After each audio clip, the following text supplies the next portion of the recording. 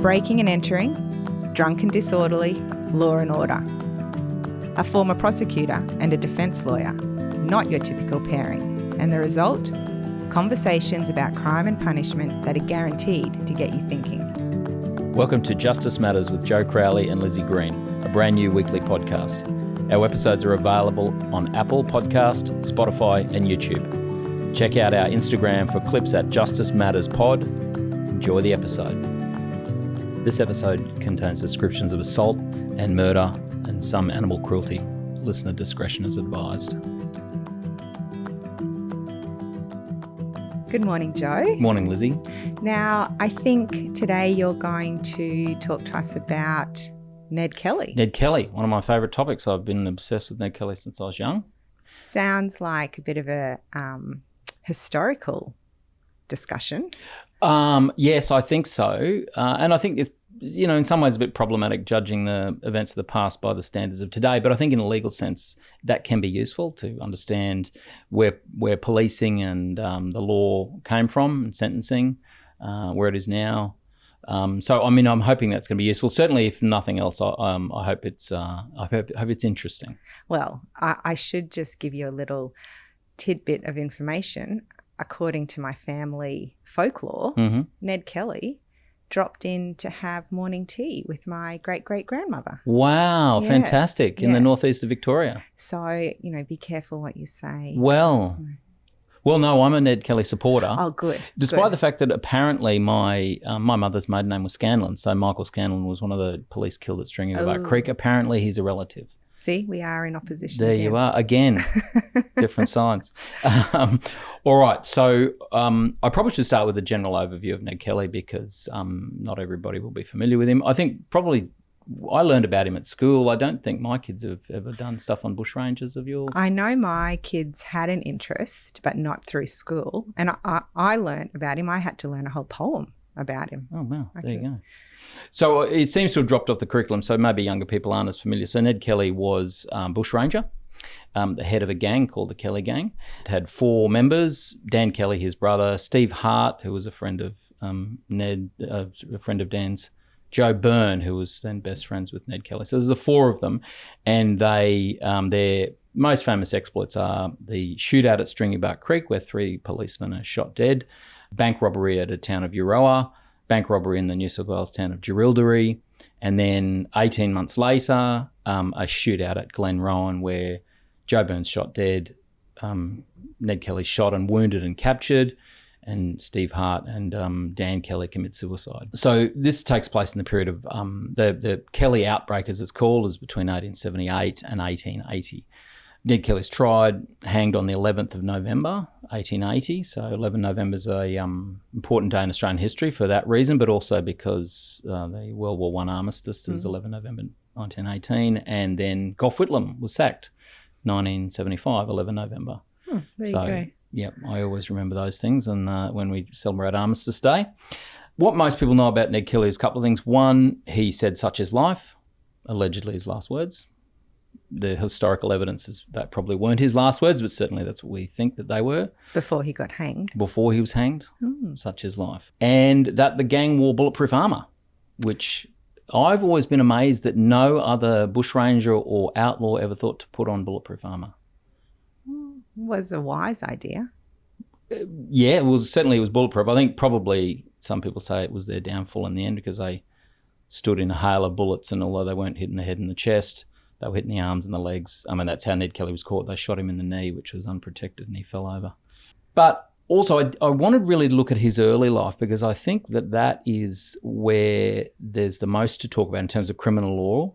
Once they become outlaws, after Stringybark Creek, it's hard to justify bank robberies, siege at Glenrowan, unless you look at it in a sort of a wider political context.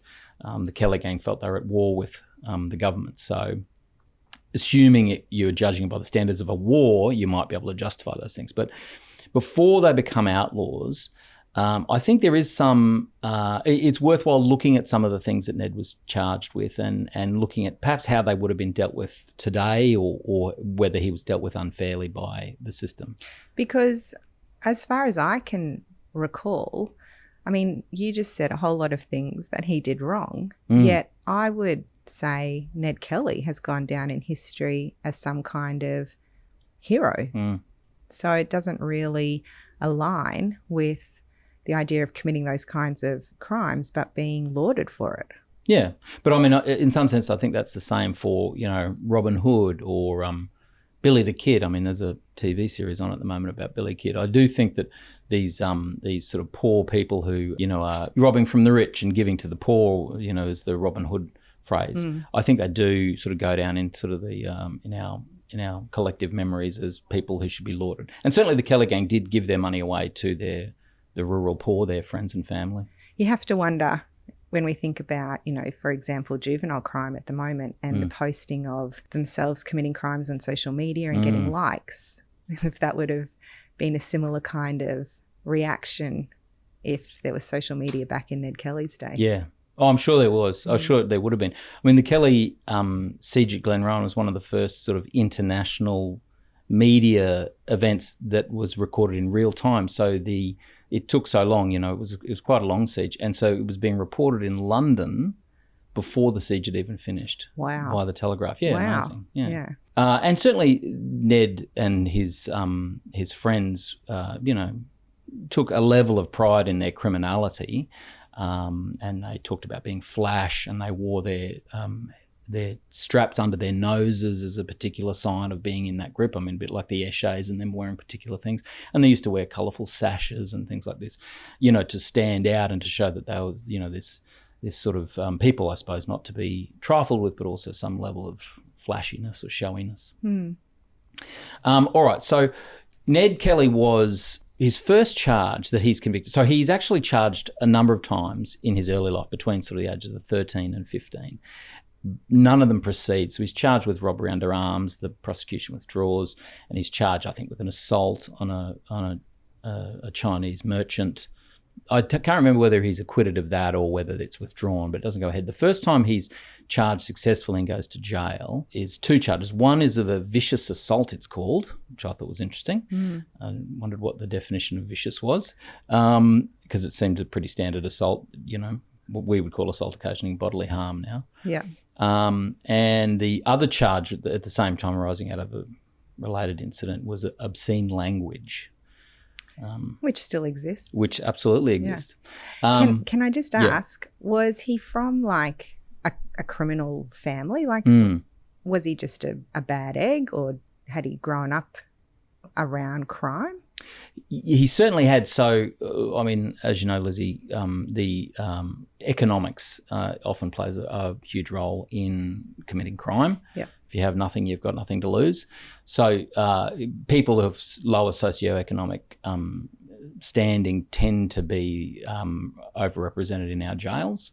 And certainly Ned and his relatives were poor, part of the rural poor in Victoria. And there was economic problems at the time, and the ways of they set up how they gave out land to people for farms that, favoured certain people and discriminated against others. So he and his family were economically poor and really struggled to get out of that trap of being poor. And I remember reading things that talked about his mum. Was his dad around, do we know?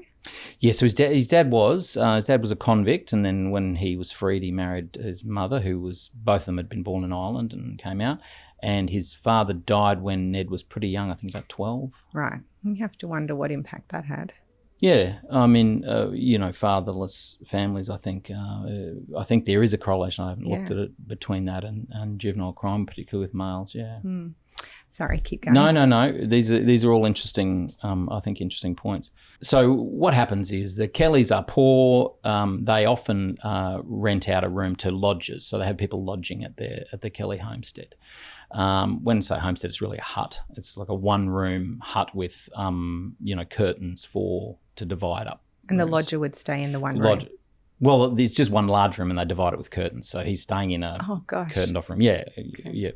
Very, very close and personal. I wonder how that would go on Airbnb. Yeah. Based on some things that are on Airbnb, it probably would work. People would. So they have a lodger staying with them, a man called Gould. He's a travelling salesman, and he had got his wagon bogged in mud, and he had his horse, but his horse wasn't strong enough to pull it out. So he's staying there for a few days. Anyway, in the meantime, Ned finds a horse. Now, he knows who the owner of the horse is, local people who live in the town, the McCormicks. It's not clear exactly whose idea it was, but someone suggests they use that horse to help the other horse to pull the wagon out of the mud. So they do. Mm. Then Ned returns the horse to the McCormicks. Now, Mr. and Mrs. McCormick then have a go at him. I'm guessing the horse was dirty and tired from doing all the work, and they accuse him of using it to pull the wagon out, which, I think sort of fair cop. You've got to take that. That's what you've done. But McCormick then says that Ned's a liar and says that he could whelp Ned or any of his family. Charming. Yeah, and that kind of a challenge was, it's not something that Ned or I think anyone in his family, they were quite pugilistic. They were quite ready to engage in violence, would put up with. So he accepted the challenge to fight. Oh, God. So he says that as he's getting off the horse to fight, Mrs. McCormick smacks his horse and it jumps forward and his fist accidentally collides with Mr. McCormick's face. Oh, classic defence. Yes. Oh, Lord. So, but I think it's pretty clear that there's some kind of altercation takes place. Ned has the best of it, punches him, I think, in the face, and McCormick runs off. And that's the vicious assault. That's the vicious assault. Yeah, as I say, it's what we would consider a reasonably minor assault. Yeah.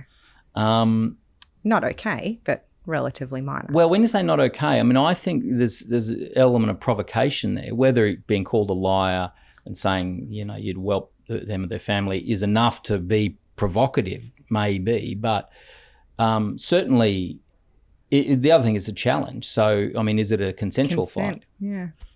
Interesting. If you're making threats to somebody to fight them and they go, sure, let's fight, and I mean, get punched, so be it. Yeah, the law won't necessarily protect you. So, do we know what the injury was? Was it bad? No.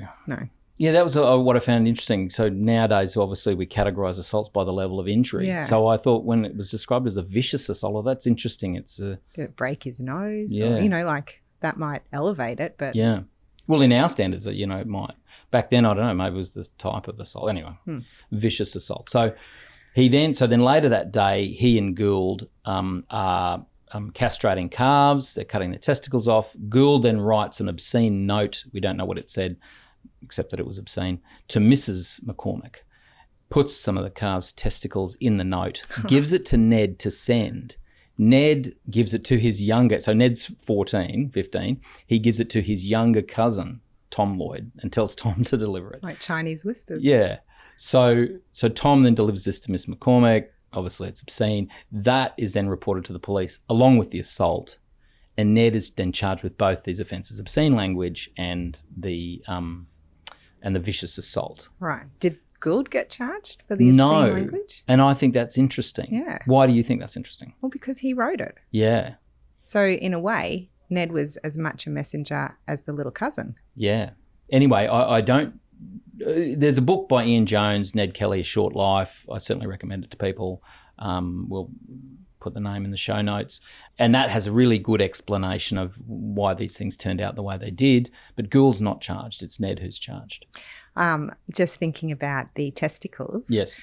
I teach one case which always causes a little bit of shock for my students when we talk about what the meaning of indecent is these days.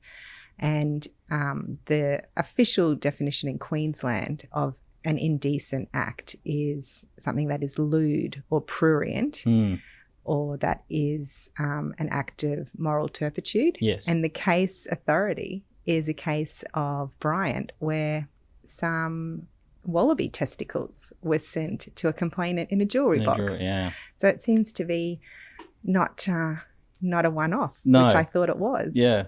And certainly that definition of what is obscene can change over time based on societal... Absolutely. But I think sending testicles is still nowadays would be absolutely obscene. Yeah, you'd get a bit of a shock opening up that jewellery box. Wouldn't you? Gee. Or that letter.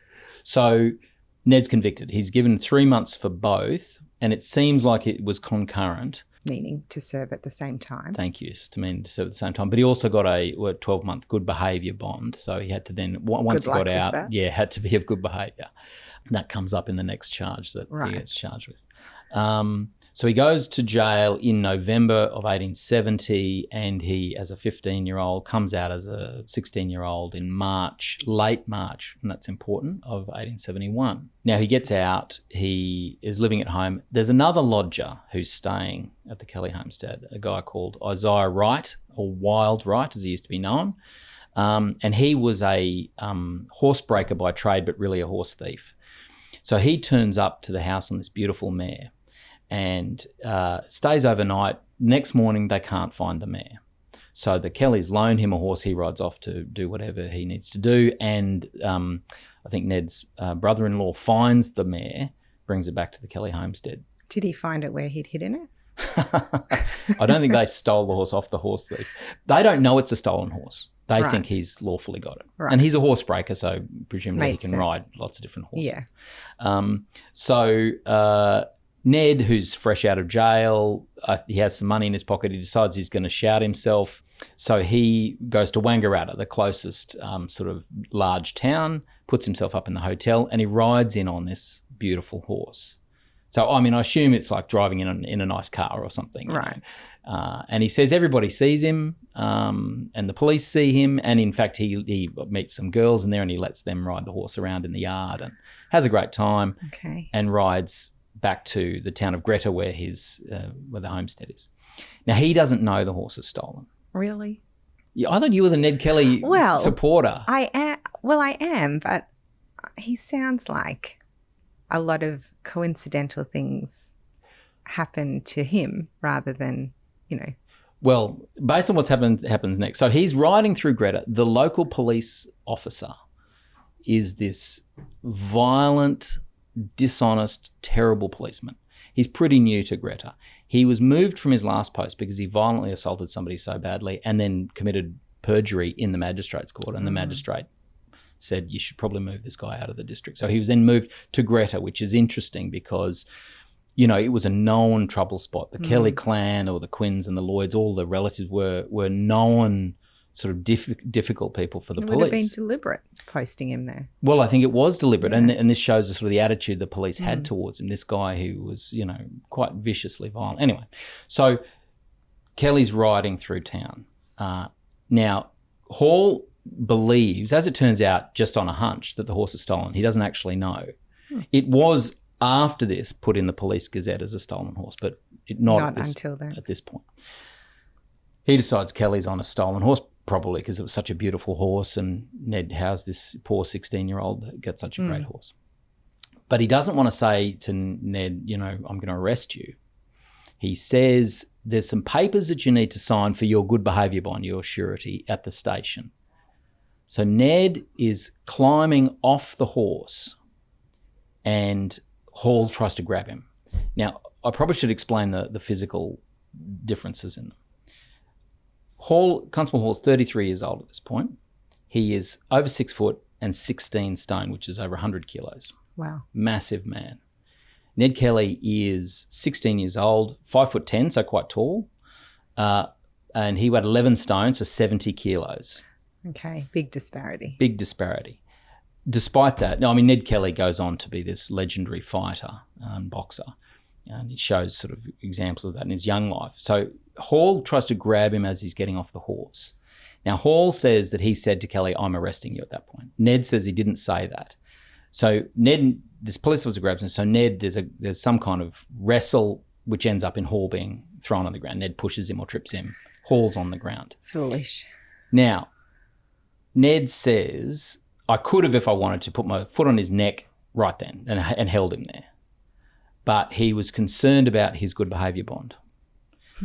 He's just punched a police officer. Well, he didn't punch him. Or pushed him. Because this is interesting. So Ned makes this distinction between he felt he couldn't punch anybody because of his good behaviour. He didn't seem to have any problems wrestling people or pushing them nowadays that wouldn't.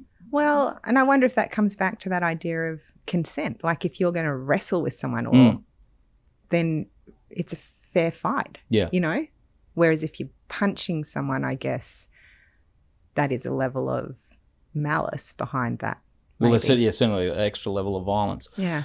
But I mean, what do you think about? I mean, in a good behaviour bond, it seems to me that if you are even wrestling people in the street, you are potentially in breach here. Oh, yeah. But you don't have, it's not just confined to punching people. I mean, look, I haven't looked at these for a while, but good behaviour bonds, we in prosecution used to say it's just a slap on the wrist. Yeah. Like they had no teeth. They didn't really, they Yeah. didn't really restrict anything. Yeah. And I think there was a lot of latitude, or I don't know if there still is, in carrying out that good behaviour bond. Yeah. So these were the old versions, and you'd be familiar with no doubt, where people had to pay money to be held on trust at the court. Oh, yeah. And if you breached your good behaviour bond, that money was forfeited. And so, of course, the Kellys don't have money themselves. They're poor, so they have to then, fulfill it.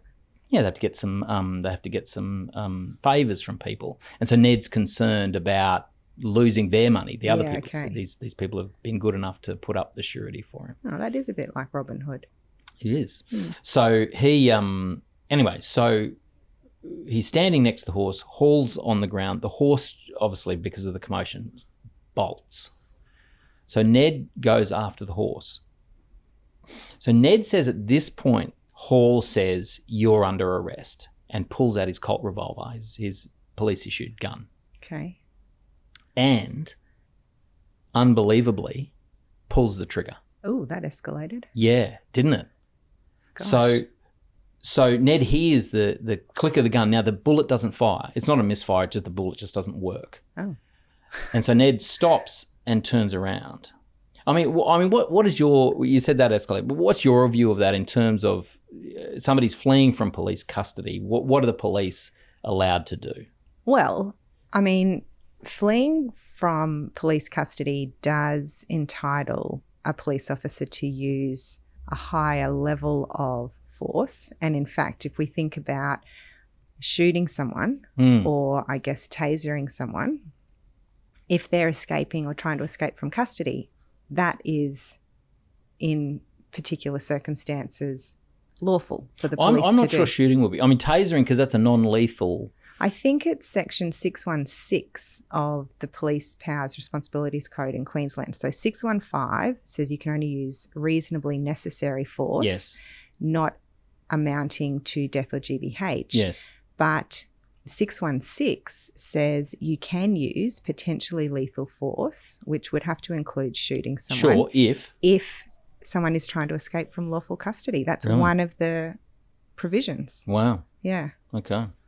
So he fires. Okay. Let's assume that at that point it's legal. I think it's an overreaction, but well, and Ned's not armed, and that's he's right. not threatening the police. And so if you even think about the ability to use potentially lethal force, it has to be, it has to meet the criteria for why you had to do that. Like, why couldn't the police officer just chase after him? Yeah. He wasn't under threat. Yeah. So Ned then stops, turns around. Hall gets up, walks towards him with the pistol, pulls the trigger 3 more times. What? Yes. Each time it misfires. Unbelievably. Yeah. Bit like the ankle monitors that they spent all the money on and they didn't quite work. Yes.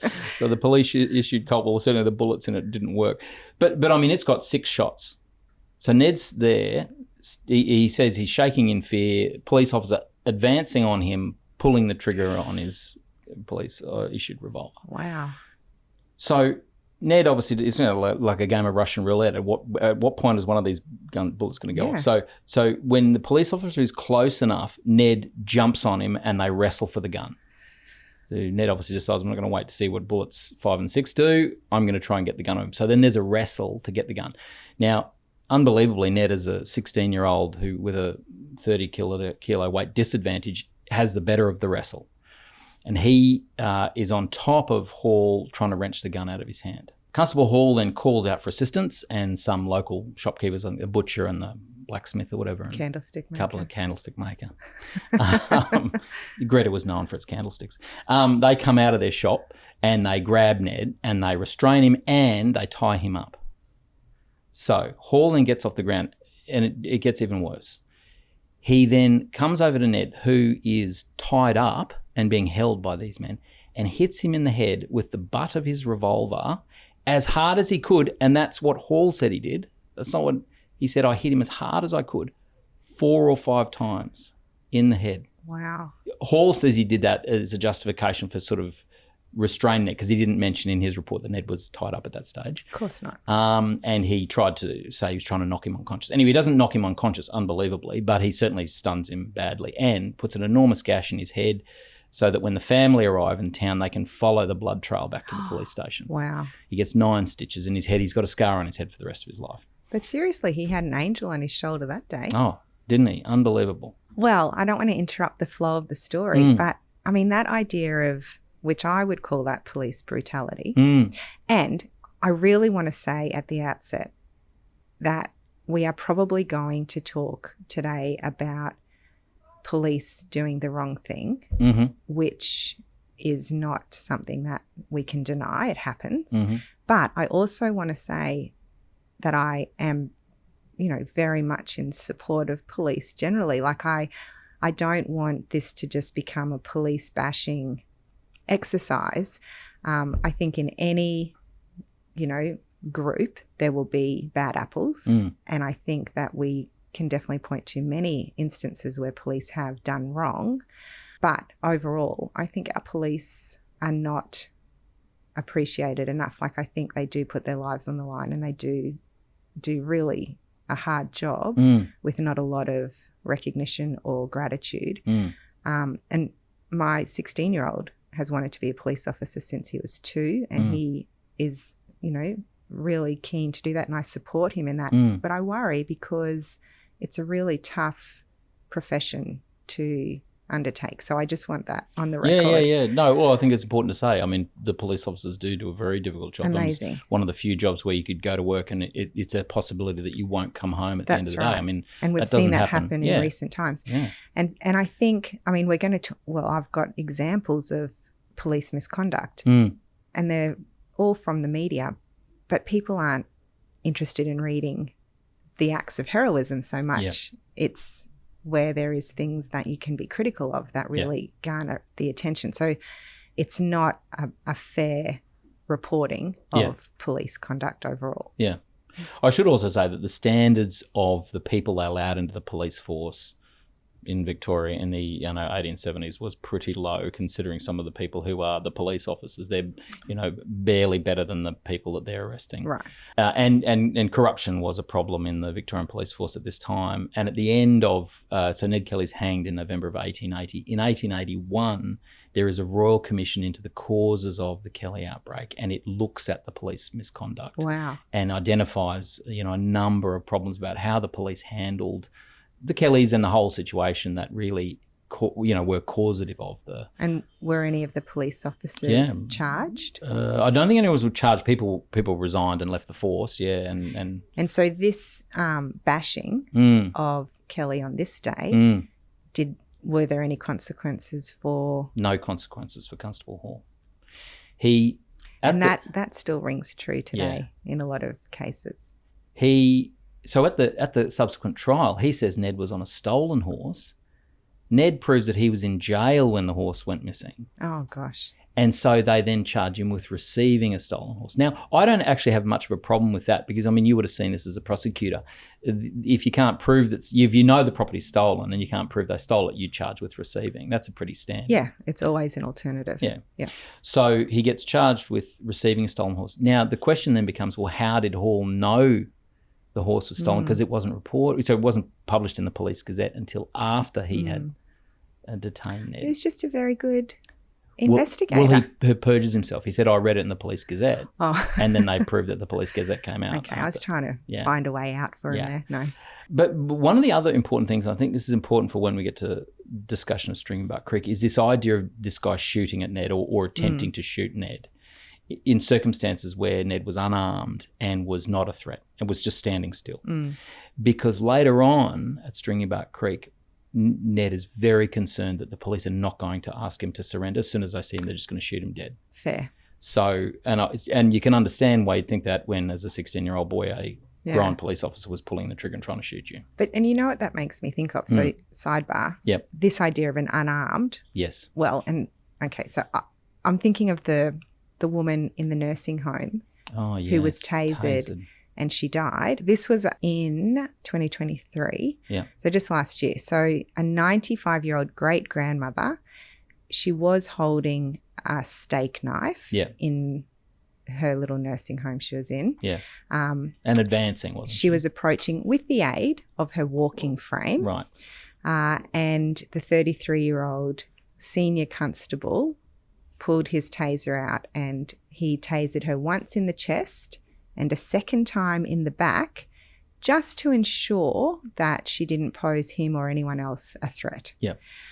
So she fell to the ground, the 95-year-old. She fractured her skull and she spent the rest of her days in hospital receiving end-of-life care, and she died a week later. And that police officer has now been charged. So he's been charged with 3 assault offences. Wow, okay.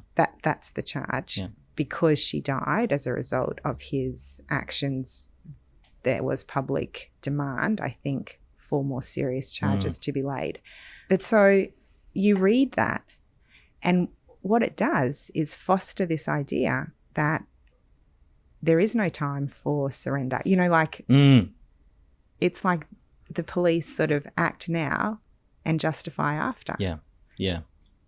And that's 2023. Yeah, yeah. Yeah. Look, I mean, I think probably these kind of arrest and detaining people are some of the most difficult situations police deal with. Yes. I accept that. And that you're having to make split-second decisions. And the whole suicide by cop. Yes. Which, you know. We might need to explain that for people, suicide by cop. So people who make a decision to aggravate or threaten police with the idea that they will be shot dead as a consequence.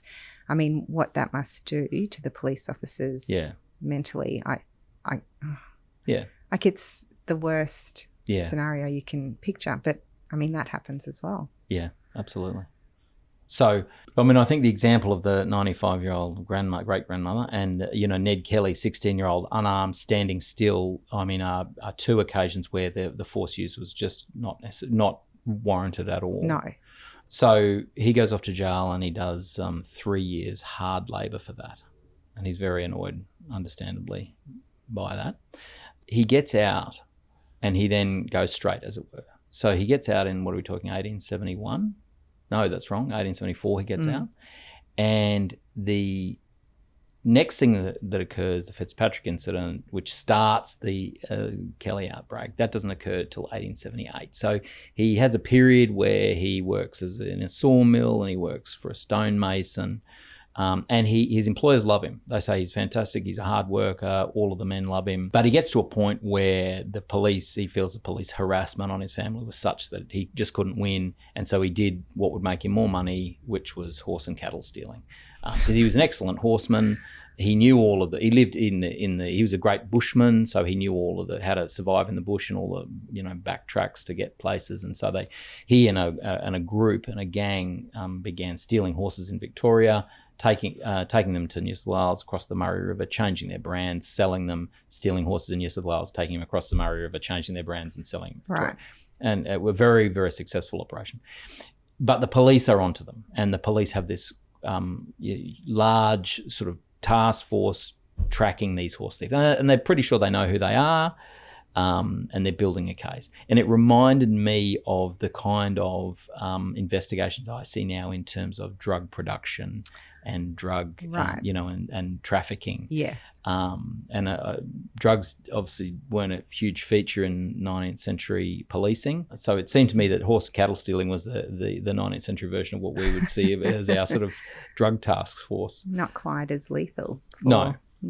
They get enough evidence to arrest Dan Kelly or to issue an arrest warrant for him for horse stealing. And a young constable, Alexander Fitzpatrick, he's not particularly well liked. He's lazy. He's a drunkard. He decides, presumably, that he's going to put himself in the good graces of his superiors by arresting Dan Kelly. So he goes by himself to the Kelly homestead at night. Stupid. Well, not only was it stupid, it was against a police order which said police shouldn't go to the Kelly homestead alone. He gave himself some Dutch courage. He went to the pub beforehand. So he turns up and he's drunk. Now, exactly what happens is a matter of debate.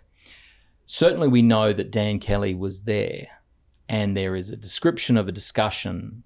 Dan Kelly comes to the door and Alexander Fitzpatrick says he's got an arrest warrant. Dan Kelly says, I'm just having my dinner. Can you wait?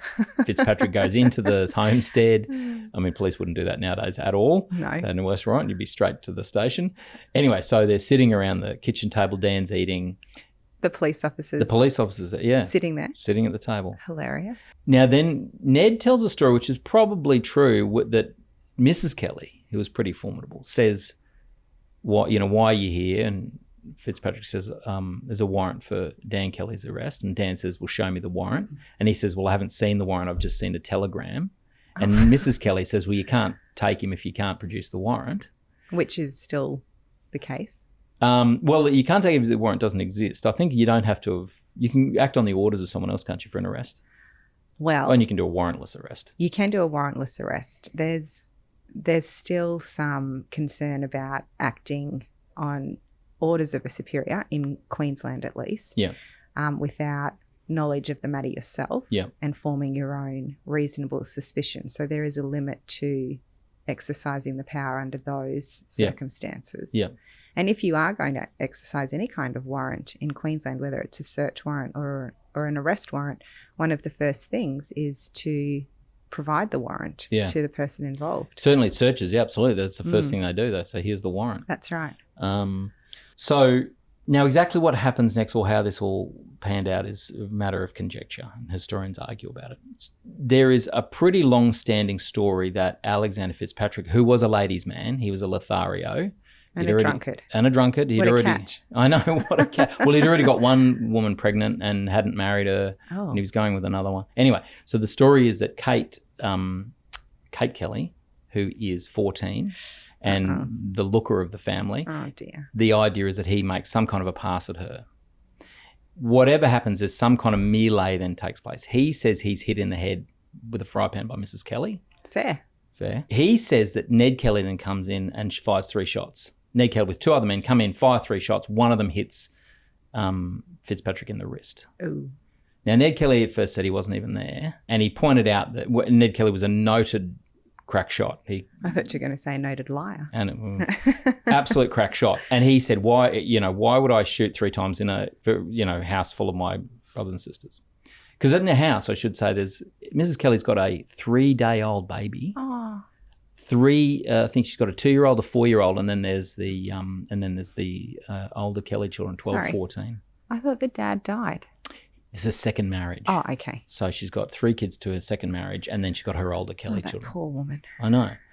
So whatever happens, Fitzpatrick escapes. He does actually have a wound to his hand.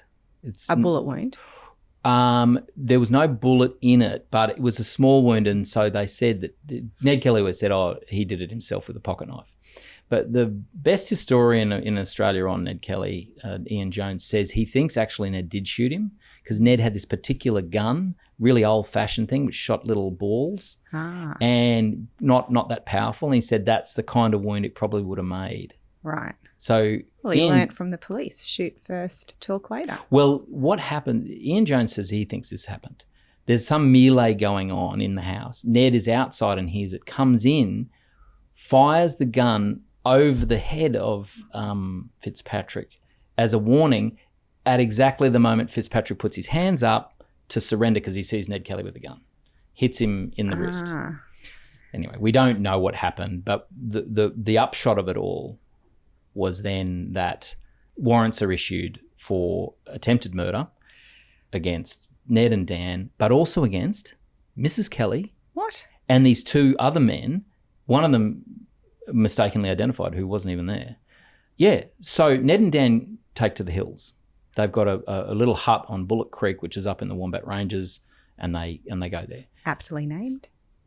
Wombat Ranges. Bullock Creek. Oh, Bullock. Sorry. Oh, Bullock Creek. Bullock Creek. They so Mrs. Kelly presumably doesn't think anything's going to happen besides the fact she's got all these young kids. The police turn up the next day and arrest her. She then spends the next... What about her baby? The youngest goes with her. Oh. The 2-year-old and the 4-year-old are then raised by their older half sisters, the Kelly sisters.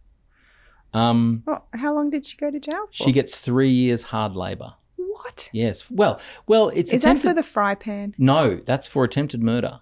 What do you think of that? As a party? Yeah.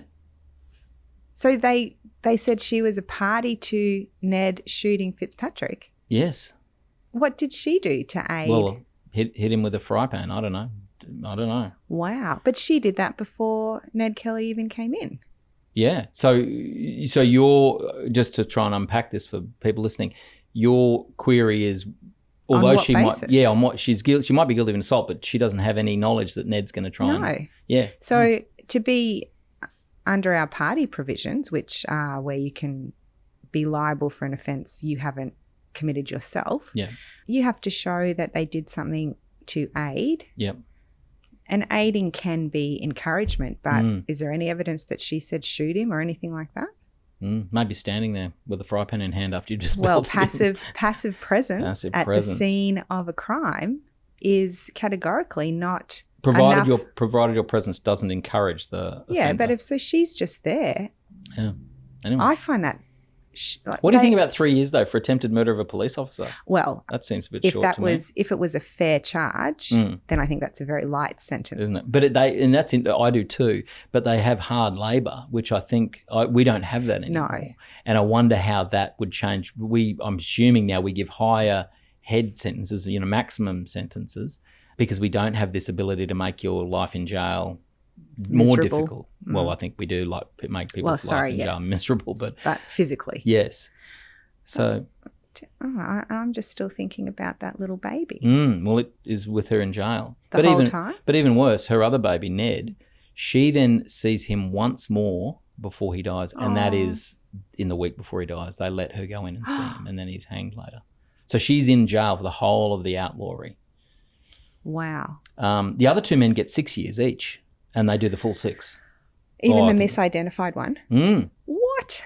They tried to prove that he wasn't there because he had alibis, and I think the jury just didn't believe his alibis. That would have been a good case for you to do. I know. I'd have loved that case. Total miscarriage of justice. Yeah. So that occurs in, when are we talking? 1878. That's April. 1878 now, so we're 7 years after his... release. No, well, it was sort of 4 years after. Oh, anyway. Yeah. He's released in 74. 4 years after his release. He's released in 1874 from his horse stealing, and now he's murder. Yeah. So he's on the run. There's a warrant for his arrest. It's not till after the trial in October of 1878 that the police make a really concerted effort to try and find them. So they get 2 police parties together, 2 police posses, and they leave from different towns and they head into the Wombat Ranges because they know that's where they are. Now, Ned, on the grapevine, hears this, and he hears that some of the police are saying they're not going to ask Ned Kelly to surrender, they're just going to shoot him as soon as they see him. Is that corroborated now? Was that the attitude? Well, I don't know what the Royal Commission, if it even looked into that. I can certainly say this, the amount of guns and ammunition that the party that Ned comes across at Stringybark Creek is pretty phenomenal. I mean, they didn't just each have their service revolvers. They had shotguns, they had rifles, they had tons of ammunition. So Ned said it looked like he says they didn't look like they didn't mean to kill me, they meant to riddle me. So, and based on what's happened with Constable Hall, I think he can feel, a little justified that the police might actually shoot him without asking him to surrender. Yeah. So he decides the only thing they can do. So there's this pincer movement of these 2 police parties. Now, the police don't exactly know where they are. And in fact, the camp at Stringybark Creek is quite close to Bullock Creek, where the Kellys have their hut. So close that the Kellys hear the gunfire. Hear the gunfire because the police are shooting birds to eat. Oh. Yeah. Why didn't they pack food? Well, I suppose they did, but not fresh meat. I mean, this is before vac packing. Yeah. So they decide the only thing that they can do is go down, hold them up, bail up the police, and then take all their guns and then disappear over the border to New South Wales. So that's the plan. So they go down, and it is just coincidence that Joe Byrne and Steve Hart happened to be there because lots of people of their friends were visiting him at Bullock Creek. But on this particular day, it's Steve Hart, Dan Kelly's friend, Joe Byrne, Ned's friend. And they all go down and they creep up.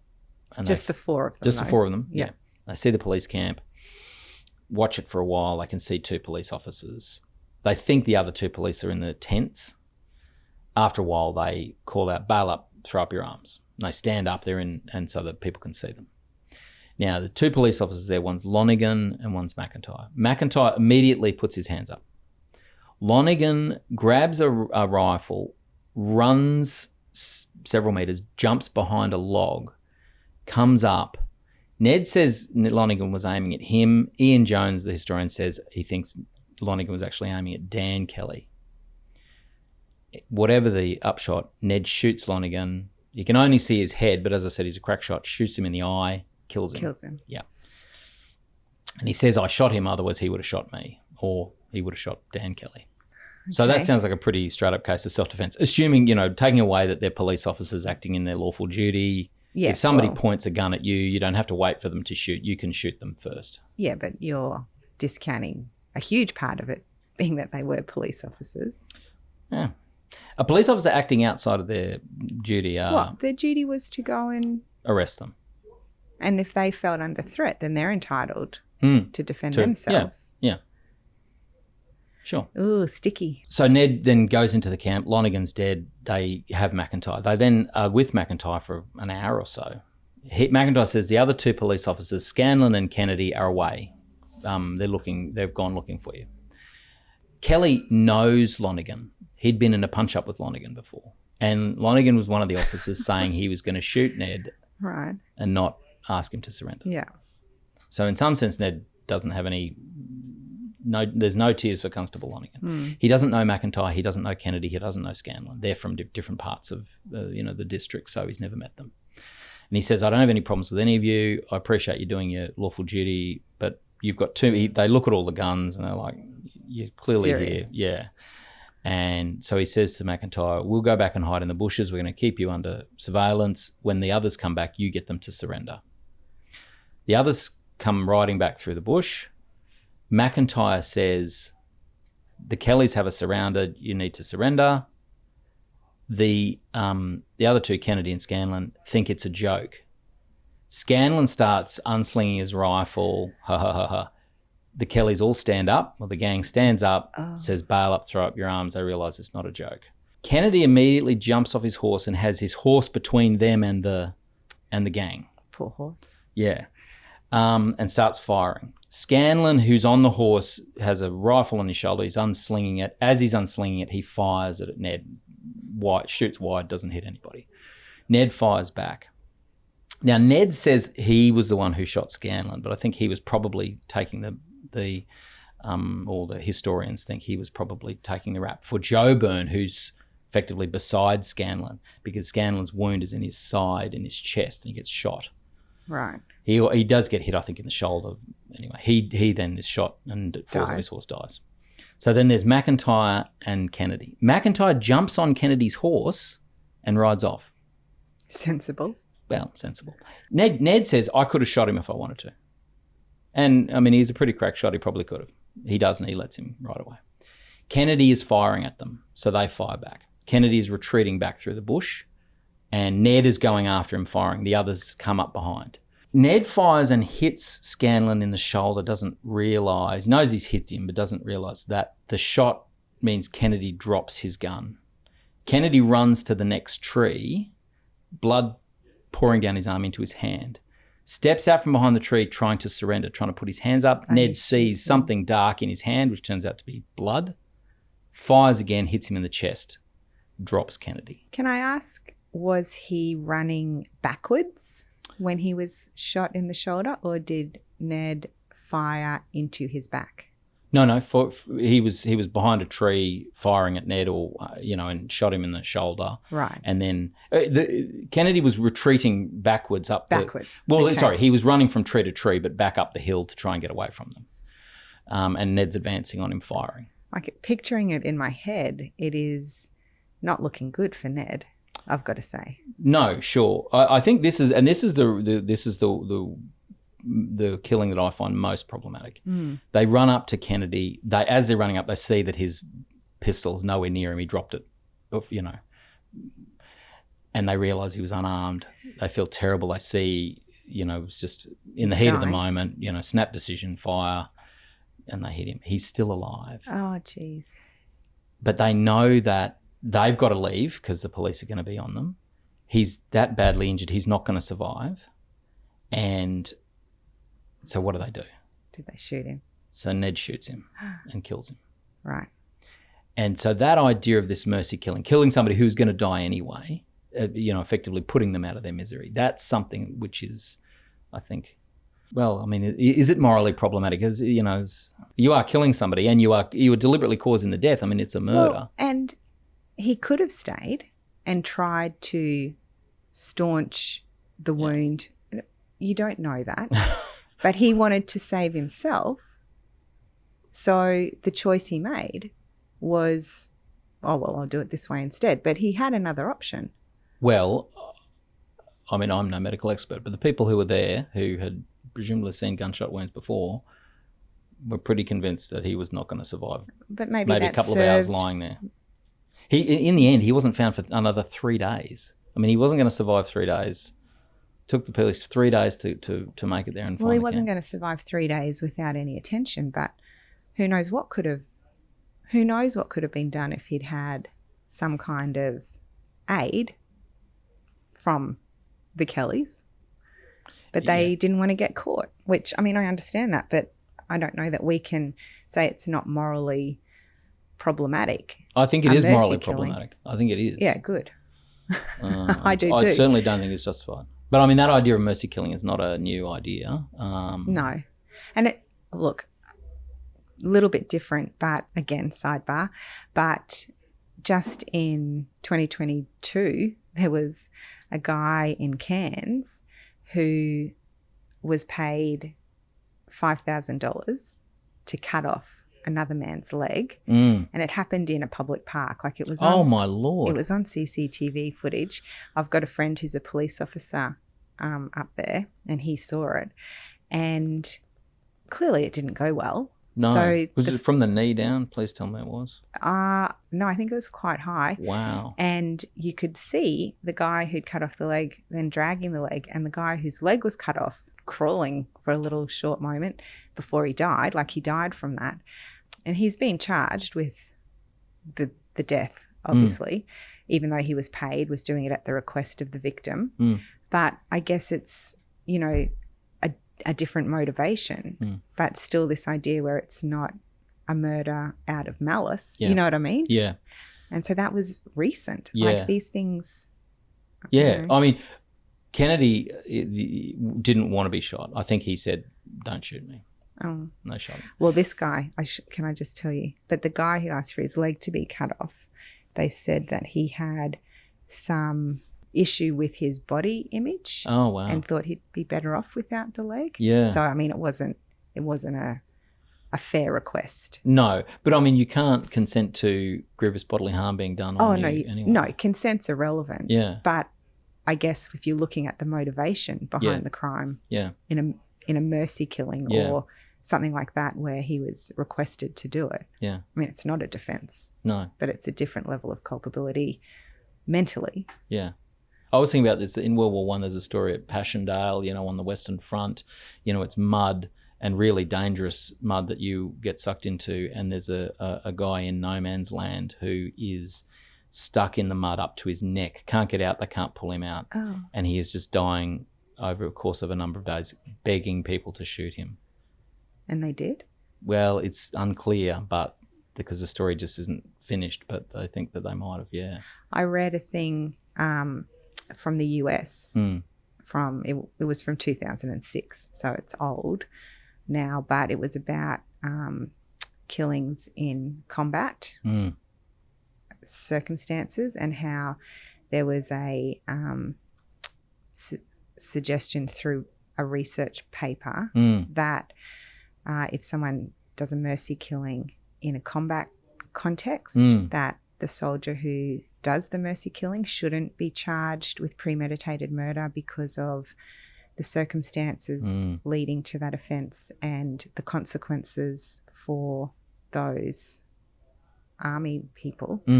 And I think even though 2006 now is nearly 20 years ago, like that's not that ancient history. No. And for that to still arise as a... Yeah. Well, I suppose you're in a combat zone, you get injured very badly. Yes. You know there's no way that they can get medical assistance to you. You know you're going to die. I know. You know you don't want to be captured because you might be killed by the enemy or tortured. And so there obviously are examples of mercy killings, but then those soldiers were being charged with premeditated murder. Yeah. So it's a really tough one. Yeah. Yeah. So Ned and the gang then escape, and they are then declared outlaws, which is something we don't have nowadays. But you are then outside the law. You're entitled to be killed, shot on sight. Is that what it means? Yeah, no legal protections apply to you. Yeah. Wow. Outlaw. You're outside of the So law. when we say outlaw motorcycle gangs, We don't actually mean... we don't mean that kind of outlaw. No. We mean that... I suppose we're just saying it in that sort of sense that they're very bad. But Right. yeah, it traditionally meant you were outside the law. So Wow. yeah, unbelievable. And then they go on. The gang then goes on to commit these 2 bank robberies. Nobody else is shot in the 2 bank robberies. Completely violence free. They hold up they hold up a station and then rob the bank at Uriah. They hold up the entire town of Jerilderie. Oh my God. I know. Well, not the entire. I mean, they take over the hotel. They take over the police station. Nobody gets shot. Some of the most successful bank robberies in Australian history, and they get away with what in today's money is millions and millions of dollars. Really? Yeah, which is never Where found. did it? Oh, It gets distributed amongst all their sympathisers and their supporters. really? Yeah. So, and then they have the siege at Glenrowan, which is a whole story in itself I won't go into. But as I say, I think it's hard to justify those behaviours because by that stage, how do you justify robbing a bank? I mean, that's hard, unless you look at it in a political context. But in a legal context, it's pretty straight up and down. Yeah. So that's why I wasn't really going to look at that. I just wanted to look at these early ones where, Well, and it does make you ask, if he hadn't been treated like that in his early years, would his story have gone the way it did?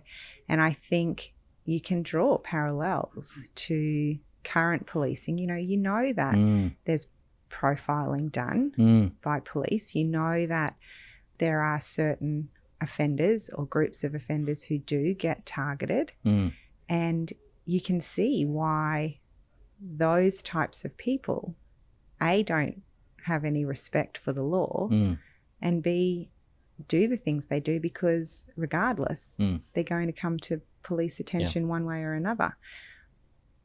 So I think maybe Ned Kelly would have always become an outlaw, but you don't know that.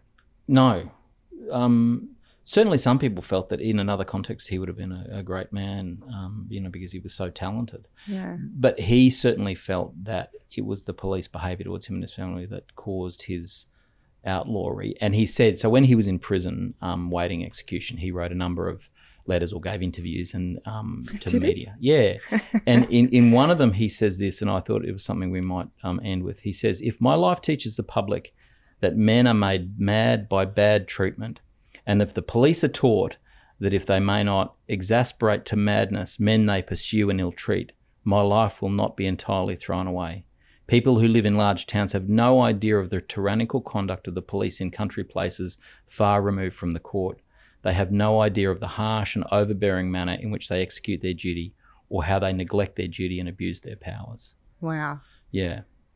I know you want to end on that, but can I just finish on a little go. story? So the friend of mine who I just mentioned, who's a police officer in Cairns, he started his career as a police officer in Surfers Paradise, and it was a really tough place to be a police officer, and an opportunity came up for him to take a position in Blackwater, a little country town. Yep. So this does go against what Ned Kelly said there.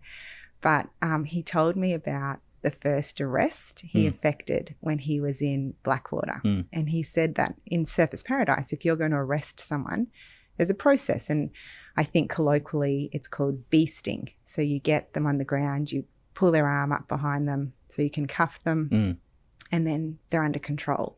So he had to arrest this fellow in Blackwater, and he did that. He got him on the ground and he pulled his arm up ready to cuff him.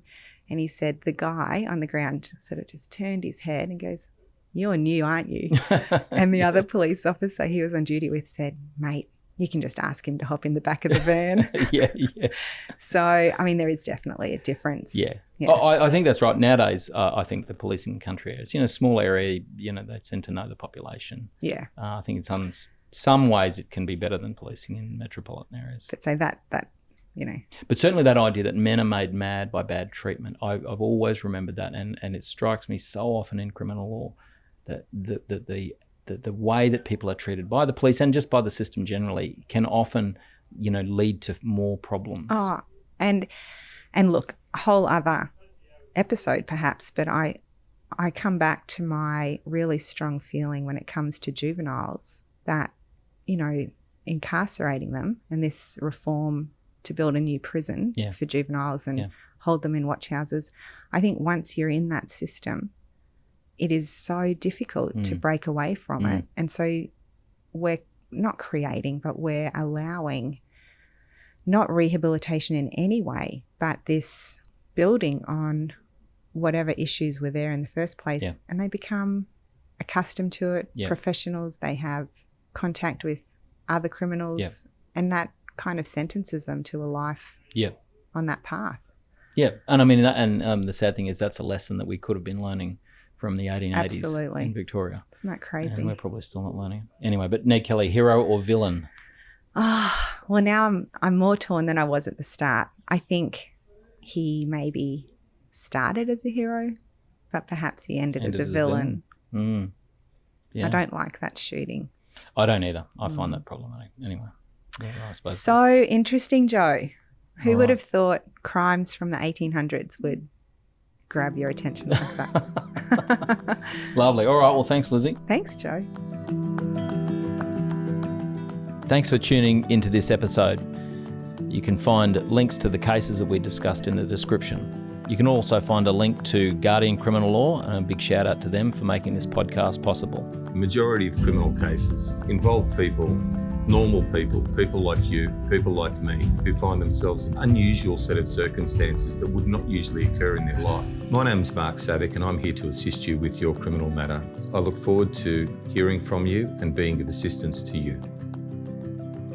If you're interested in clips, you can look at them on Instagram and TikTok. Just search for Justice Matters Pod. See you next episode.